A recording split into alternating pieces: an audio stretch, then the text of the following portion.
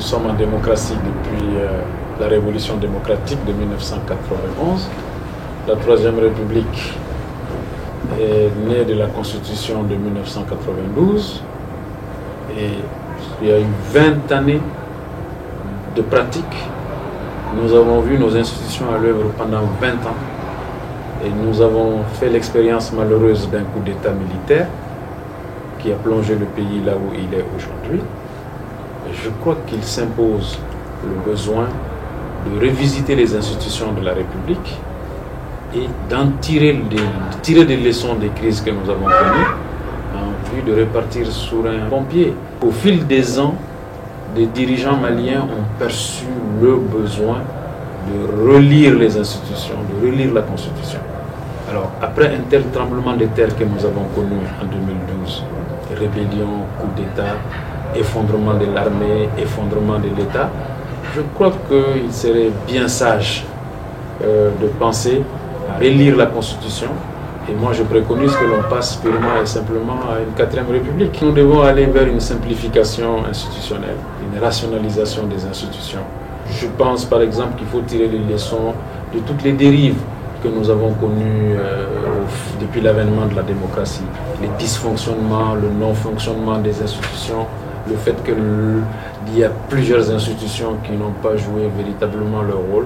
C'est pourquoi je préconise que l'on supprime l'élection présidentielle au suffrage universel et que le président soit élu par un parlement monocaméral.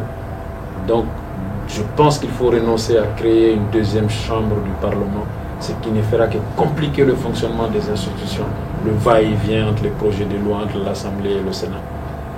Et je préconise qu'il faut supprimer le poste de Premier ministre. Les économies qui pourraient résulter de la suppression de l'élection présidentielle, la suppression du poste de Premier ministre, pourraient servir à financer l'éducation et la santé, par exemple. Je préconise que l'Assemblée nationale qui va élire le président soit élue au scrutin proportionnel avec liste régionale. Comme le Haut Conseil des collectivités est élu en ce moment-là. Vous savez que ce sont des listes régionales et c'est fait à la proportionnelle. Cela nous permettra d'avoir un Parlement où la pluralité des sensibilités, des opinions est bien représentée, mais en même temps sans l'émiettement. Donc le type de scrutin proportionnel que je préconise vise à avoir une Assemblée nationale plurielle où les sensibilités sont représentées, où les pouvoirs sont équilibrés et qui conduit les acteurs politiques à la concertation et au compromis. En supprimant l'élection présidentielle au suffrage universel, on réduirait considérablement les dépenses de l'État. Vous avez vu l'élection, le budget de l'élection cette année, en 2013, on parle de 60 milliards de francs CFA. Vous savez, 60 milliards de francs CFA, ça nous permettrait de construire 100 lycées. Et une des réformes que je préconise dans le cadre de la 4e République, c'est aussi élire les gouverneurs des régions. Il faut élire les assemblées régionales, comme on le fait aujourd'hui, mais qu'il y ait un véritable exécutif régional qui est également élu.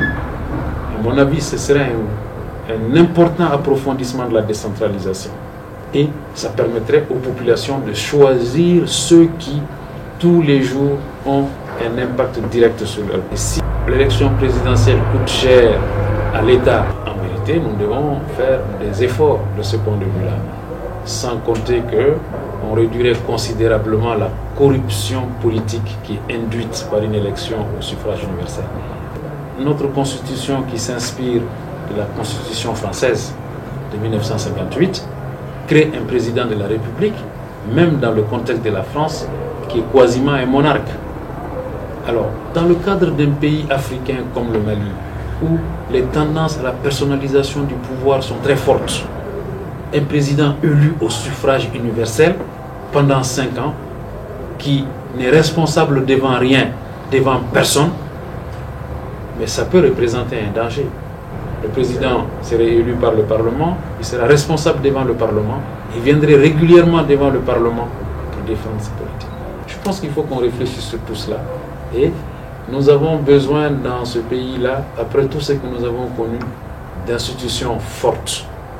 Nous n'avons pas besoin d'hommes providentiels, nous n'avons pas besoin de messie, nous avons besoin d'institutions fortes et nous devons reconstruire notre pays.